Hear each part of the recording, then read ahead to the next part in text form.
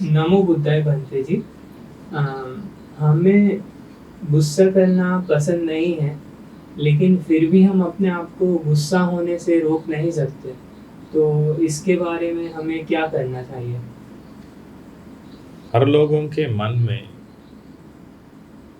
गुस्सा उत्पन्न होता है। ये गुस्सा आने के बाद, यानी ये क्रोध उत्पन्न होने के बाद, अन्य लोगों को पीड़ा देने के लिए ये मन तैयार होता है। ये गुस्सा का स्वभाव है। मन के अंदर ये गुस्सा उत्पन्न होता है तो लोगों को पीड़ा देने के लिए ये मन कोशिश करता है, क्योंकि गुस्सा बहुत पीड़ा देता है मन को। आपके मन में क्या है, आप ये दे सकते हैं। आपके जेब में पैसे हैं तो आप ये दे सकते हैं। आपके पास खुशी है तो आप ये बांट सकते हैं। आपके पास जमीन है तो आप जमीन भी बांट सकते हैं, दे सकते हैं। आपके मन में गुस्सा है तो, आपके मन में पीड़ा है तो आप लोगों को पीड़ा देंगे। यही है स्वभाव। क्या है आपके मन में, आप ये देते हैं, आप ये बांटते हैं। आपके मन में क्रोध उत्पन्न होने के समय आप लोगों को क्रोध देते हैं, क्रोध में आकर लोगों को पीड़ा करते हैं। इसीलिए ये क्रोध अत्यंत भयंकर है। इसीलिए भगवान कृष्ण ने कहा, ये क्रोध नरक में जाने वाला एक द्वार है। आपको नरक में ले जाएगा ये द्वार।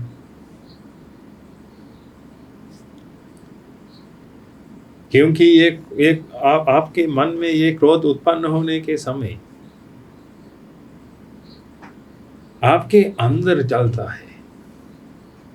ये क्रोध एक अग्नि है। ये अग्नि पैदा होने के बाद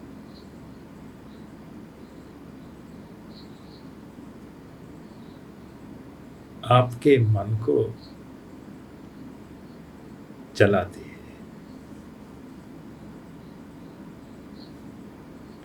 इससे बाहर आने के लिए आप ये अग्नि बाहर फेंकने के लिए कोशिश करते हैं।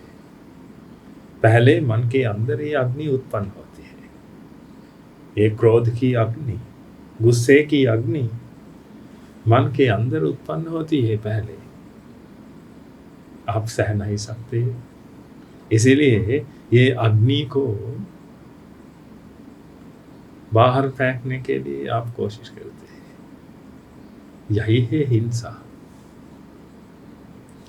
भगवान बुद्ध जी ने हमें कहा, कोयला की तरह है। भगवान बुद्ध जी ने हमें कहा, ये गुस्सा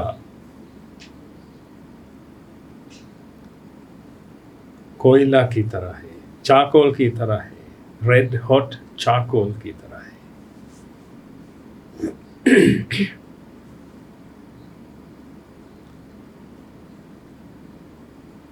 ये गुस्सा उत्पन्न होने के समय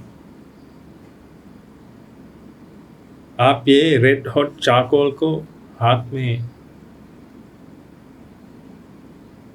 लगाया कि बराबर है। अब आपके हाथ में रेड हॉट चाकोल है।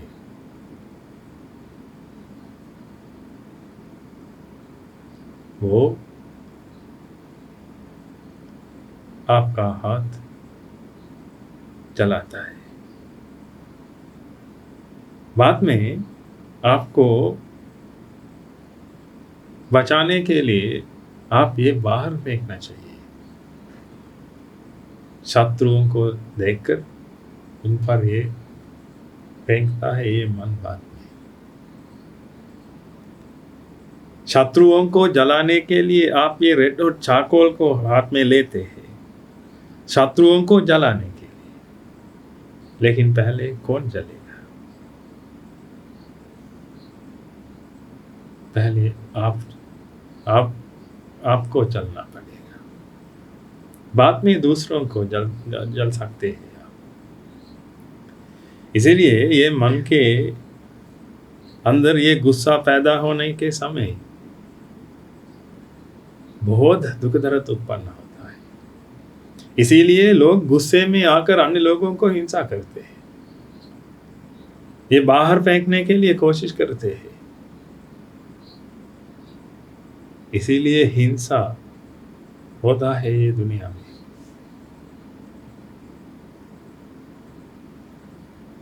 युद्ध करते हैं लोग गुस्से में आकर, औरतों को भी मारते हैं गुस्से में आकर, बच्चों को भी मारते हैं, कभी कभी बच्चों को मार डालते हैं। बच्चों को क्या, बच्चे को मार डाल सकते हैं?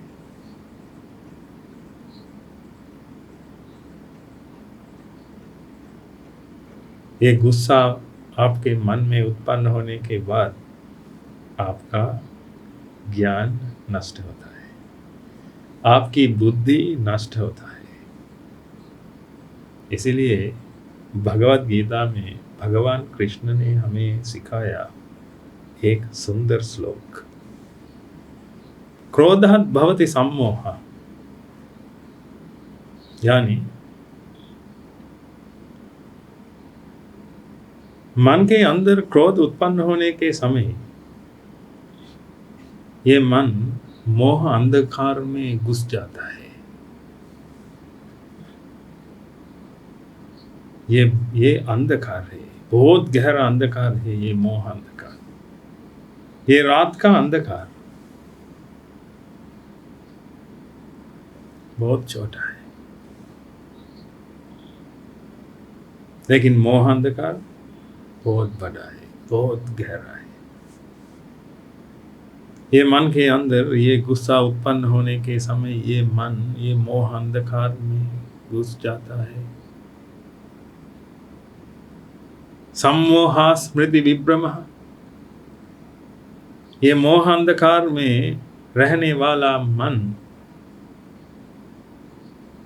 उसकी स्मृति नष्ट करता है, सोच विचार नहीं कर सकता वो, क्योंकि उनके पास ये अच्छा सोच विचार नहीं है, क्योंकि वो मोह में है। सच क्या है कि वो जानता नहीं अब।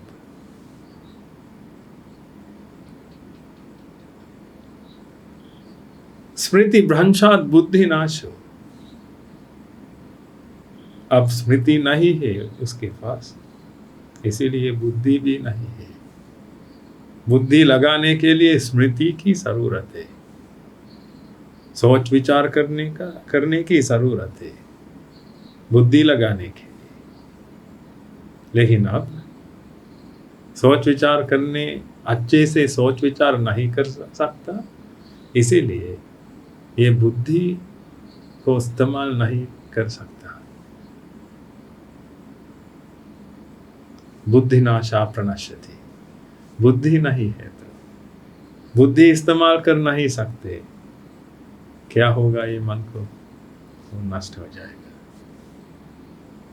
इसीलिए ये क्रोध में आकर ये लोग अन्य लोगों के साथ लड़ते हैं।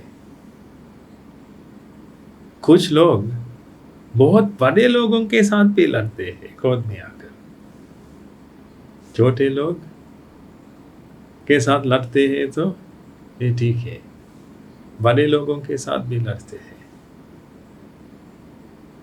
क्यों? ये बर्दाश्त नहीं कर सकते, ये मन में ये क्रोध उत्पन्न होने के समय ये बर्दाश्त नहीं कर सकते, इसीलिए ये क्रोध को बाहर लाने के लिए कोशिश करते हैं लोग। लेकिन आप जानते हैं ये बाहर आने से पहले ये अग्नि आपके मन में उत्पन्न होती है। ये मन में उत्पन्न होकर मन को जलाती है। लेकिन ये बाहर दुनिया को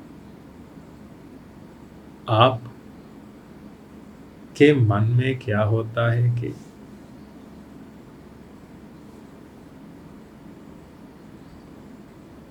ढूंढना आवश्यक नहीं है।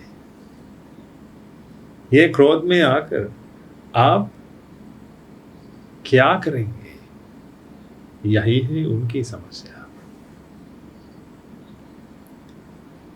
इसीलिए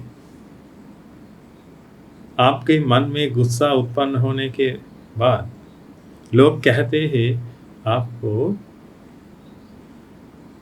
आपको कहते हैं मानसिक वैज्ञानिक पास जाइए, साइकाइट्रिक पास जाइए, जाकर उसको बोलिए। लेकिन आप उसके पास जाने के बाद वो आपको बताएगा 1 से 10 तक गिनने के लिए। मन में क्रोध उत्पन्न होने के बाद आपको क्या करना पड़ेगा? 1 से 10 तक गिनना पड़ेगा। बाद में 10 से 1 तक गिनना पड़ेगा। क्यों? उन लोगों को चाहिए कि आप अन्य लोगों को हिंसा ना करें। लेकिन आपके मन में गुस्सा है, आपके मन में ये जलता हुआ कोयला है, आपके मन जलता है, लेकिन लोगों को इसकी कोई बात नहीं है।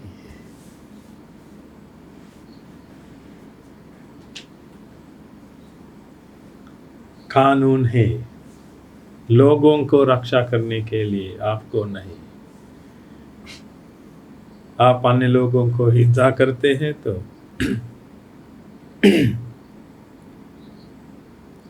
आपको जेल भेजेंगे, आपको जेल भेजेंगे।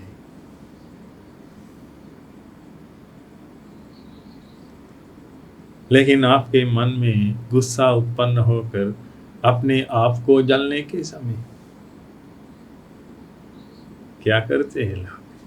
क्या कानून है आपको बचाने के लिए?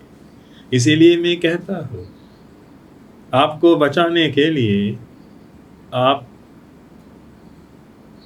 लड़ना पड़ेगा, आपको लड़ना पड़ेगा। कोई नहीं आएगा आपके लिए लड़ने से। सिर्फ आप ही ये काम करेंगे। कोई आदमी नहीं है मदद करने के लिए। इसीलिए थोड़ा सोचिए, खुद को बचाने के लिए कुछ कीजिए। ये गुस्सा उत्पन्न होने के बाद कुछ नहीं कर सकते हम, लेकिन ये गुस्सा कैसे उत्पन्न होता है कि पता लगाना चाहिए हमें। ये गुस्सा भी एक फल है। भगवान बुद्ध जी ने हमें ये कहा, ये गुस्सा भी एक फल है। हेतुओं इकट्ठे होने से ये फल उत्पन्न होता है।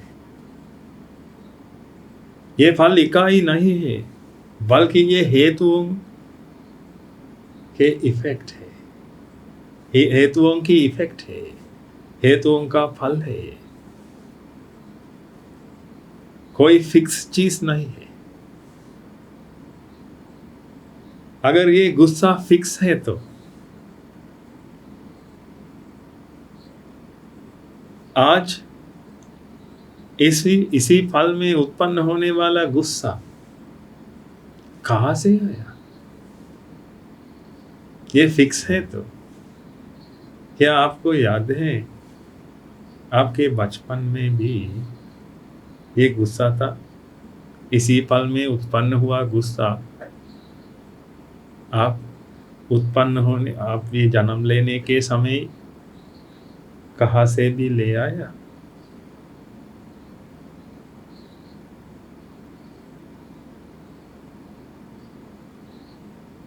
आप ये दुनिया में आने के समय क्या आप वो गुस्सा भी लेकर आए? नहीं, उस समय में आपके साथ ये गुस्सा नहीं था। ये गुस्सा इसी पल में उत्पन्न हुआ, यानी ये उत्पन्न हुआ है, कुछ हेतुओं की वजह से ये उत्पन्न हुआ है। ऐसे है तो हम जानते हैं ये गुस्सा हम नष्ट कर सकते हैं, क्योंकि ये हेतुओं का फल है। इसीलिए हमें पता लगाना चाहिए किस किस कारण से ये फल उत्पन्न होता है।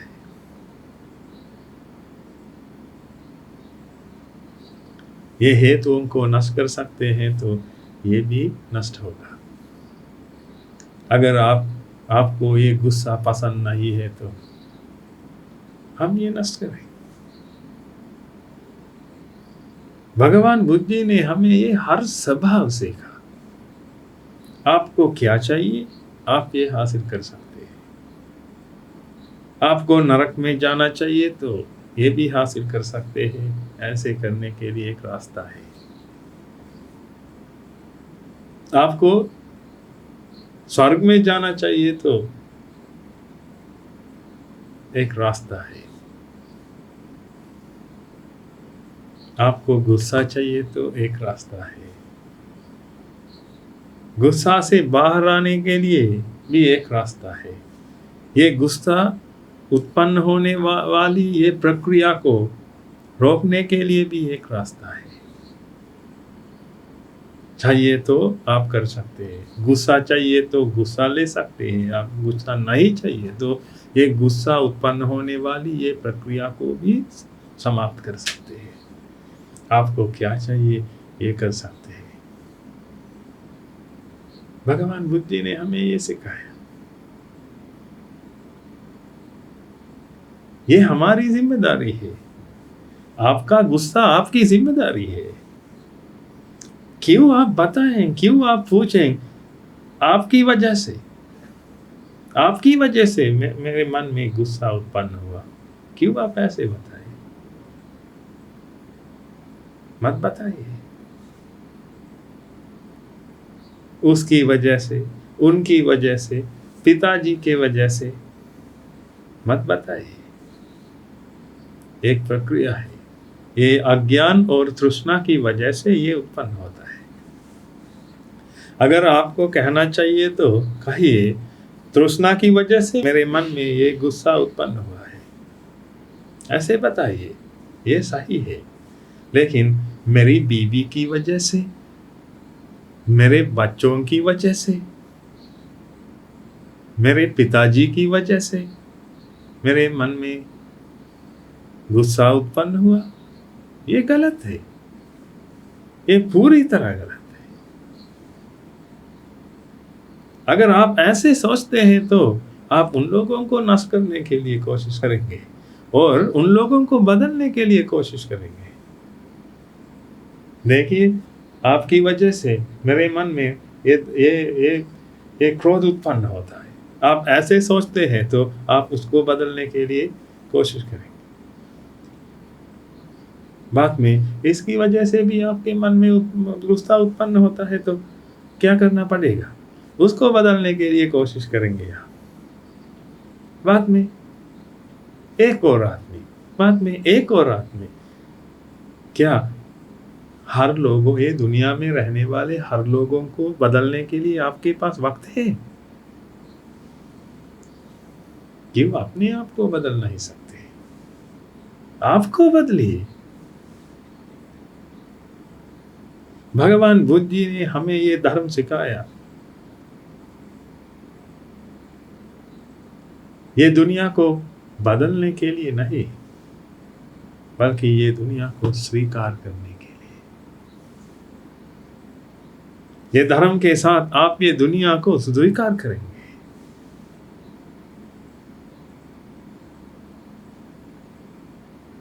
क्योंकि आपके मन में उत्पन्न हुई ये विधि आप नष्ट करेंगे। ये विधि, ये इच्छा बराबर है, समानार्थ है। इच्छा भी एक विधि है।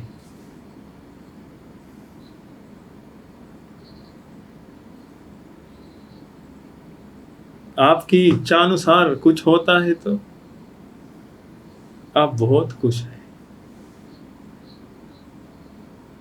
लेकिन आपके इच्छा अनुसार कुछ नहीं होता है तो आपके मन में गुस्सा उत्पन्न होता है। थोड़ा सोचिए, ये गुस्सा का कारण क्या है?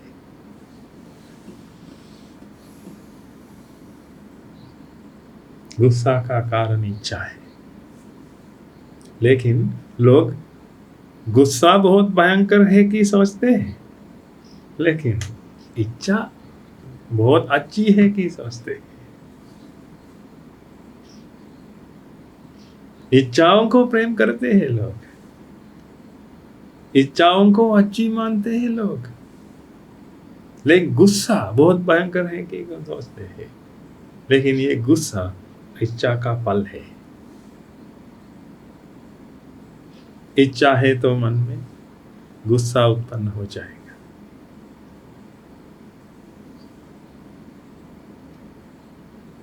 गुस्से में आकर लोगों को डांटेंगे लोग। गुस्सा समाप्त करने के लिए इच्छाओं को मिटाना चाहिए मन से। इच्छा सब कुछ करती है।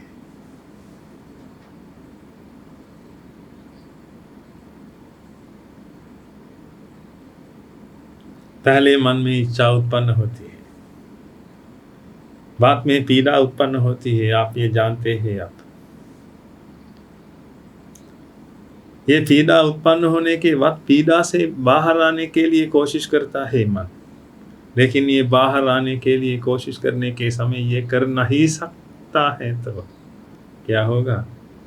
मन में एक गुस्सा पैदा होता है।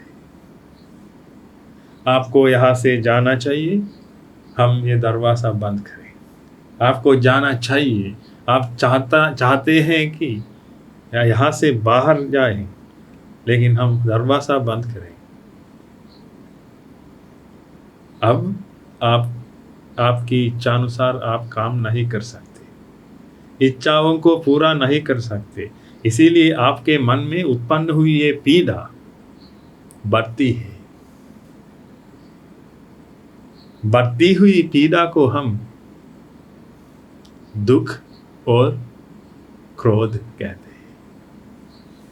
बढ़ती हुई पीड़ा को, कोई आदमी के मन में दुखद उत्पन्न होता है उस समय में, मुझे जाने दीजिए कहते हैं लोग, मांगते हैं, विनती करते हैं, मुझे जाने दीजिए।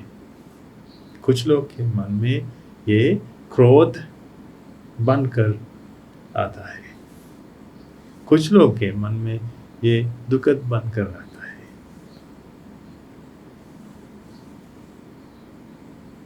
लेकिन मन के अंदर बहुत दुखद उत्पन्न होता है, बहुत पीड़ा है। लेकिन लोगों को क्या चाहिए? मुझे इच्छा चाहिए, गुस्सा नहीं चाहिए। लेकिन हम जानते हैं ये एक ही सिक्के के दो पहलू है।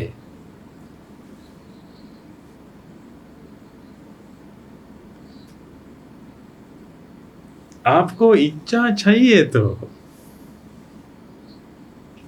क्रोध भी स्वीकार करना पड़ेगा, दुखद भी स्वीकार करना पड़ेगा, पीड़ा भी स्वीकार करना पड़ेगा, डर भी स्वीकार करना पड़ेगा, ईर्ष्या, मान, राग, द्वेष, मोह, ये सब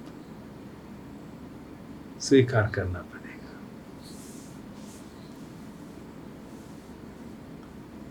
आपको इच्छा चाहिए तो इसीलिए थोड़ा इच्छा के बारे में सोचिए, इच्छा के बारे में अध्ययन कीजिए, थोड़ा सीखिए। ये इच्छा कितनी भयंकर है कि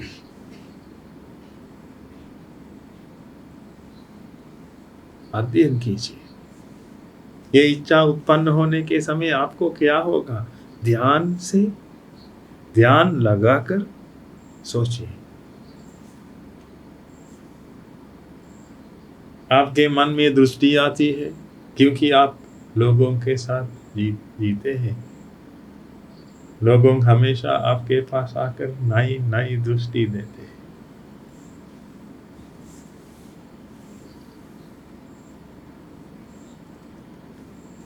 ये नई दृष्टि के साथ आपके मन में इच्छा उत्पन्न होती है, नई नई इच्छाएं उत्पन्न होती है।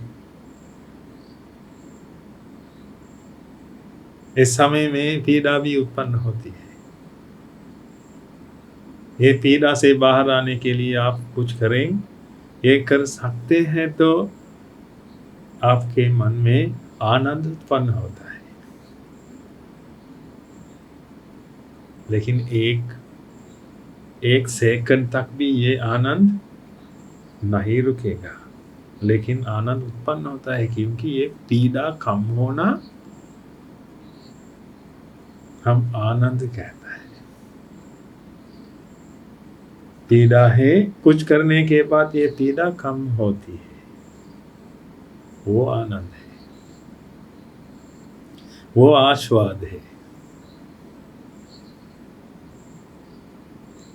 लेकिन ये पीड़ा कम करने के लिए आप कुछ करते हैं, ये कुछ करने के समय ये असफल होता है तो अब पीड़ा दुगुना होती है, तिगुना होती है। अब वो क्रोध में परिवर्तन होता है। उस समय में आप सोचते हैं इसकी वजह से मैं पीड़ा में हूँ, मेरी पीड़ा का कारण वही है।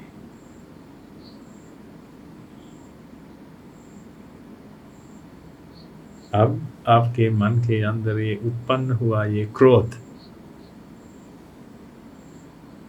उस आदमी को जलाने के लिए आप इस्तेमाल करते हैं। अज्ञान की वजह से आप सोचते हैं कि इसकी वजह वो है।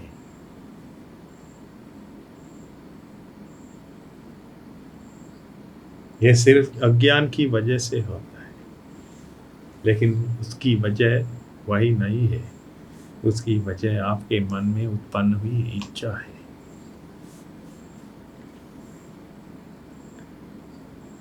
उसकी वजह अज्ञान है। आप सोचते हैं कि ये दुनिया में सब चीज है, हर चीज है आनंददायक है। आप ऐसे सोचते हैं, इसीलिए आप मानते हैं कि ये चीज आनंददायक है, वो चीज आनंददायक है। ऐसे सोचने के कारण आपका मन सोचता है वो बहुत आनंददायक है, वो मुझे चाहिए।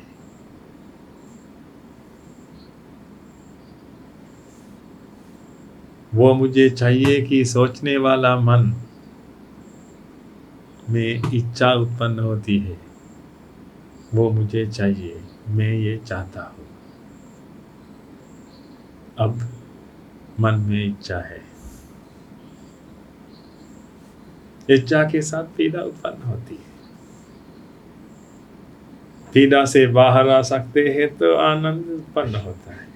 पीड़ा से बाहर आ नहीं सकता तो क्या होगा, गुस्सा उत्पन्न होता है।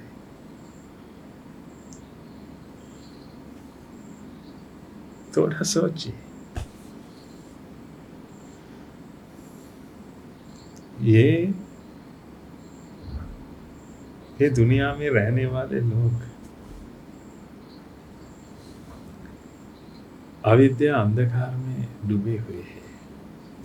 वे लोग जानते नहीं क्या करें। वे लोग अनाथ हुआ है। वे लोग डेस्टिट्यूट है।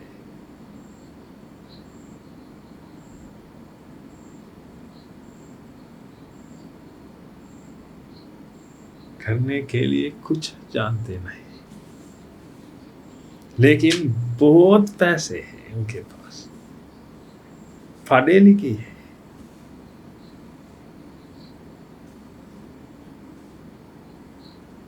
ये गुस्से की प्रक्रिया समाप्त करने के लिए उनके पास रास्ता नहीं है। इसलिए हमेशा ये गुस्से को उत्पन्न होने के लिए वे लोग मौका देते हैं।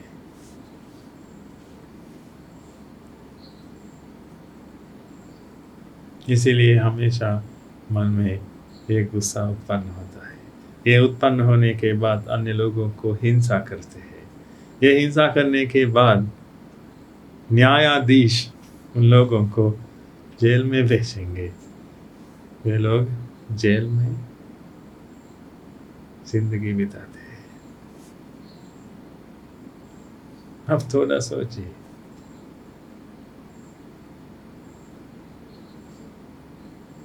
गुस्से में आकर पाप कर्म करते हैं, जेल की सजा ये उसी पाप कर्म का फल नहीं है, वो बहुत छोटी सजा है। लेकिन आपके हृदय में अग्नि उत्पन्न होने के बाद लोगों को नष्ट करने के लिए, लोगों को विनाश करने के लिए, लोगों को मिटाने के लिए आपके मन में उत्पन्न होने वाला ये सोच विचार बहुत भयंकर फल उत्पन्न करते हैं, बहुत भयंकर विपाक उत्पन्न करते हैं। ये विपाक वापस आएंगे आपके पास। उस समय में आपको दुखद भुगतना पड़ेगा, ये सब भुगतना पड़ेगा। लेकिन आप जानते हैं त्रिविधं नरकस्येदं द्वारं नाशनमात्मनः कामः क्रोधस्तथा लोभस्तस्मादेतत्त्रयं त्यजेत्। भगवान कृष्ण ने हमें ये सीखा, हमें ये कहा, नरक में जाने वाले 3 द्वार हैं। एक द्वार है ये क्रोध। आप जानते हैं आपके मन में ये क्रोध उत्पन्न होता है तो आप नरक में जाएगा। रोकिए, क्या ये कर सकते हैं?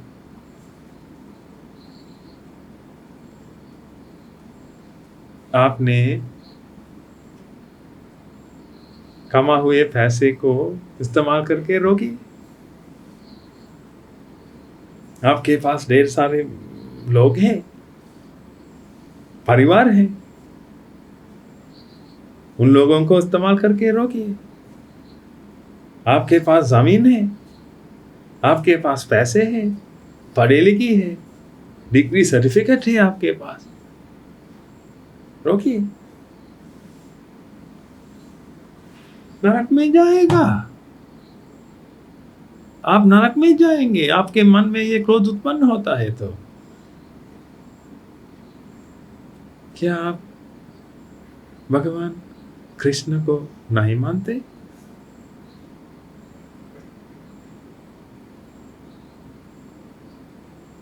क्या उसने झूठ बोला?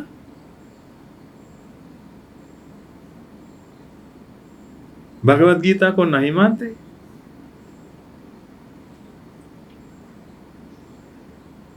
आप मानते हैं तो आप जानते हैं नरक में जाएंगे।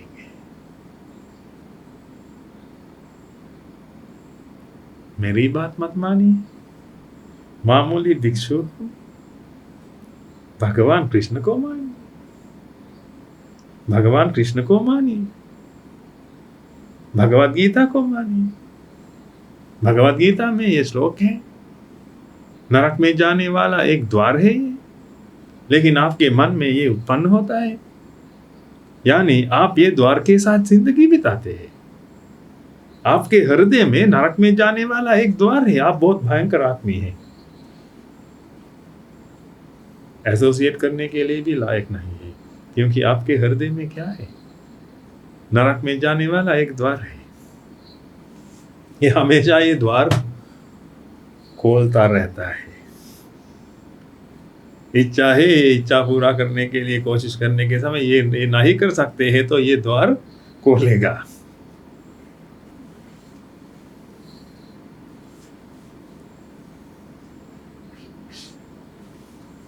इसीलिए मैं आपको कहता हूँ, आपके पास सब कुछ है, लेकिन अपने आप को नरक से बचाने के लिए आपके पास कुछ नहीं है। इसीलिए भगवान बुद्ध जी ने हमें सिखाया, पुत्ता मत्ति धनम मत्ति इति बालो विहन्यति, अत्ता ही अत्तनो नत्ति, कुतो पुत्ता कुतो धनम। ये मूर्ख लोग सोचते हैं कि मेरे पास बहुत धन दौलत है, मेरे पास अच्छा परिवार है, मेरे पुत्र है, मेरे पुत्री है, लेकिन आपको बचाने के लिए आप भी नहीं है तो ये परिवार क्या करें? अब आपको बचाने के लिए सिर्फ आप ही है। अगर आप आपको बचा नहीं सकते हैं तो क्या कैसे आपके परिवार आपको बचा सकते हैं? आपका ये धन दौलत कैसे आपको बचा सकते हैं? कितने पैसे देकर आप निर्वाण प्राप्त करें? कितने पैसे देकर आप विमुक्ति पाए? थोड़ा सोचिए। ये विमुक्ति पाने के लिए एक रास्ता है, ये एक्सरसाइज की तरह है। अगर आपको एक्सरसाइज करना है तो क्या आप पैसे लगाकर एक्सरसाइज करवा सकते हैं? ये करवाने से आपका वजन कम होगा?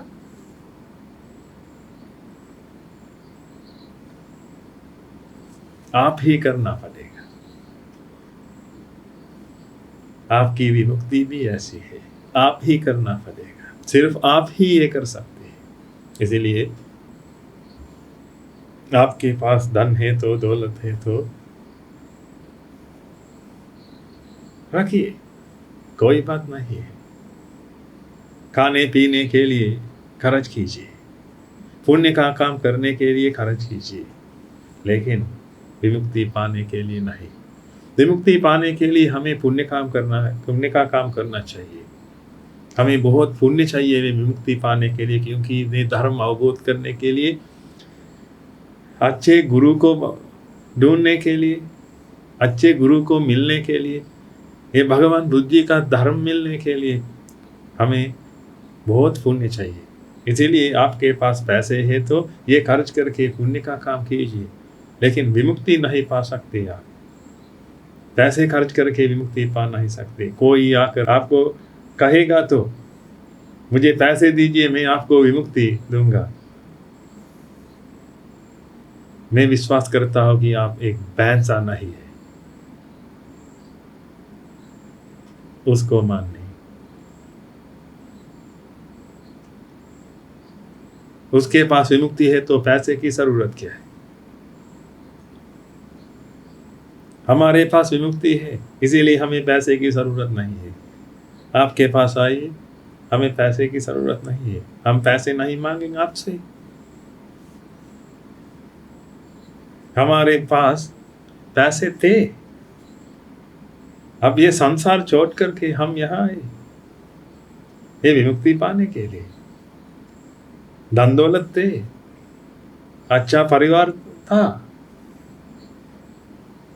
लेकिन हम ये संसार सागर पार करने के लिए उन लोगों को छोड़ दिया। लेकिन हम उन लोगों को मदद करेंगे हमेशा, ये संसार सागर पार करने के लिए। वे लोग हमारे पास आए, हमारे परिवार हमारे पास आए ये धर्म सुनने के लिए। हम उन लोगों को ये धर्म देंगे, धर्म देकर उन लोगों को ये संसार सागर पार करने के लिए मदद करेंगे। ये हमारी जिम्मेदारी है। लेकिन हमें ये पैसे की ज़रूरत नहीं है, धन दौलत की ज़रूरत नहीं है। पैसे की बिना, धन दौलत के बिना हम बहुत खुश हैं, क्योंकि ये खुशी हृदय में उत्पन्न होती है। ये खुशी ये मन में उत्पन्न होती है हमेशा, ये हमेशा होती रहती है, हम ये जानते हैं। इसीलिए ये मन में उत्पन्न होने वाली ये पीड़ा को दूर करने के लिए हम कोशिश करेंगे। इसको कुशल कर्म कहते हैं। लेकिन पुण्य का काम भी करना चाहिए, क्योंकि पुण्य का काम करने से आपको बहुत पुण्य मिलेगा। ये पुण्य से आप ये धर्म अवबोध करेंगे, ये धर्म समझेंगे।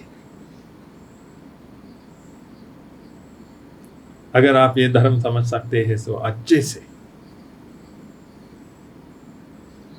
आप ये संसार सागर पार करेंगे। मैं ये जानता हूँ आप ये कर सकते हैं।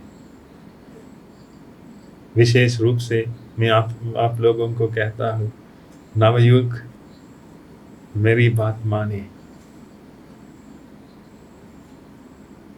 आप यौवन में हैं, बहुत यौवन है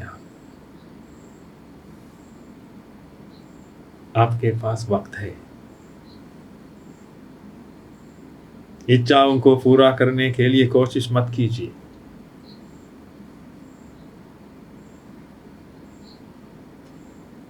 ये हम समाप्त नहीं कर सकते। इच्छाओं के साथ आपको मरना होगा। बाद में वापस आएंगे एक अधूरी काम पूरा करने के लिए, एक दुष्ट आत्मा बनकर वापस आना पड़ेगा आपको। आत्मा बनकर भटकते रहते हैं लोग। उन लोगों को बचाने के लिए कोई नहीं है। यंत्र मंत्र तंत्र इस्तेमाल करके उन लोगों को नष्ट करते हैं साधु लोग।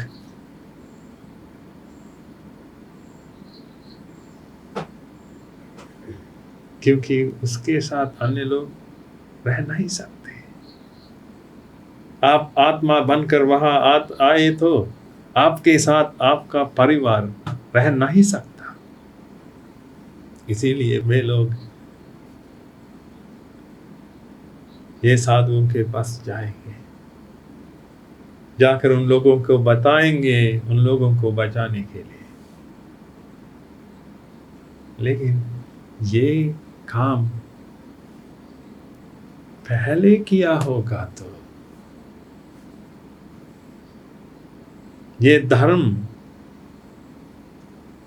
उन लोगों ने ये धर्म आपको बताया तो आप आत्मा नहीं बनेंगे।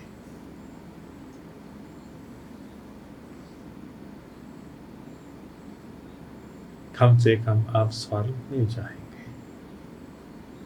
लेकिन क्या हुआ?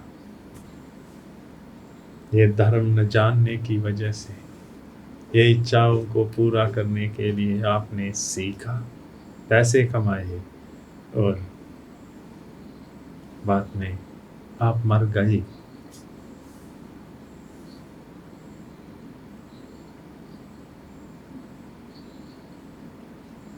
इसीलिए हम आपके साथ हैं। नवयुवक मेरी बात मानिए, हम मिलकर लड़ेंगे। हम में विमुक्ति पाने के लिए मिलकर लड़ेंगे। हम आप लोगों को ये धर्म सिखाएंगे। हमारे पास आइए, हम आप लोगों को मदद करेंगे। भगवान बुद्ध के आशीर्वाद आपके साथ बना रहेगा। धन्यवाद।